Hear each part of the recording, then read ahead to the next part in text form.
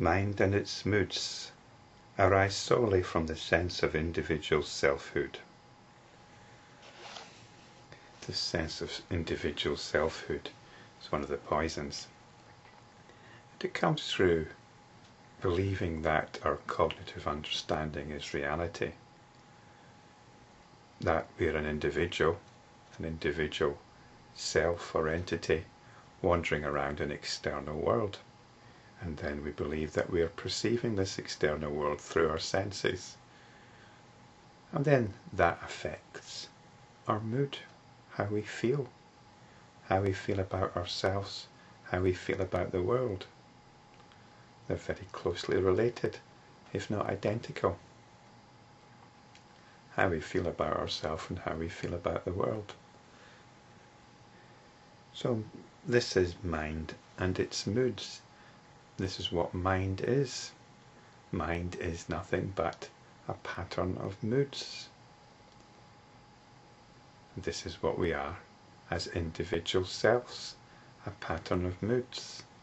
Sometimes these moods are uncomfortable or bad. Sometimes we're in a fairly neutral mood, not bothered one way or another. And sometimes we're in a good mood. And sometimes we might even be in a spiritual mood or a divine mood.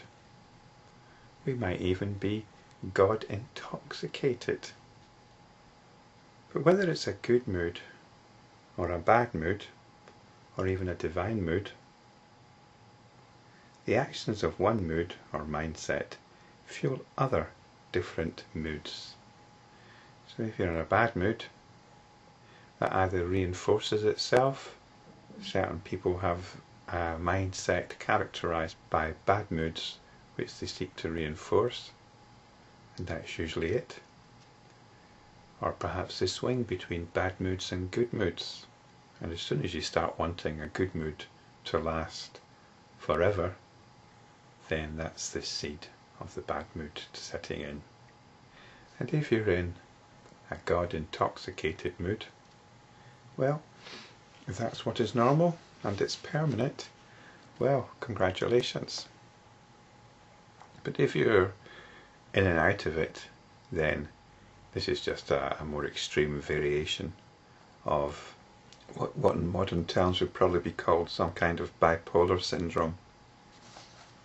But the point of spiritual practice, of enlightenment practice, is to be free. And these moods are what was referred to in Sutras 2 and 3 as the great flow of life. This is the great flow of life. Some people think you should throw yourself into it. And this is understood as living life to the full. But it's no more living life to the full than a lemming heading for the cliff. What we've got is the opportunity, as Sutra 2 said, to step into another dimension. A dimension which is indifferent to moods. A dimension which does not identify with moods. A dimension which is not concerned with reinforcing particular moods or changing particular moods. This is a dimension of pure awareness. And Sutra 6 tells us, activity born of meditative focus puts a stop to this. It puts a stop to the never-ending flow of one mood into another. Although strictly speaking, it puts a stop to identification with all of that. We are now standing on this rock, observing it, rather than being hurled along by it. And it's only when we can step out onto this rock that we can truly live life to the full. Because we're no longer careering along blindly. Perhaps the simile of the rock no longer applies at this point.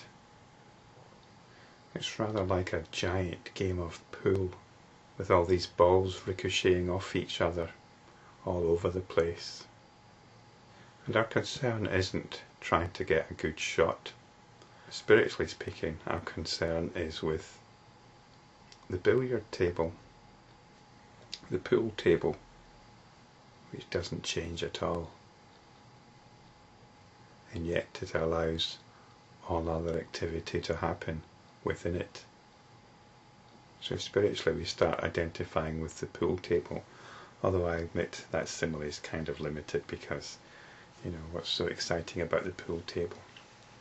Or perhaps it's more like being the ocean rather than any of the particular eddies and waves within it,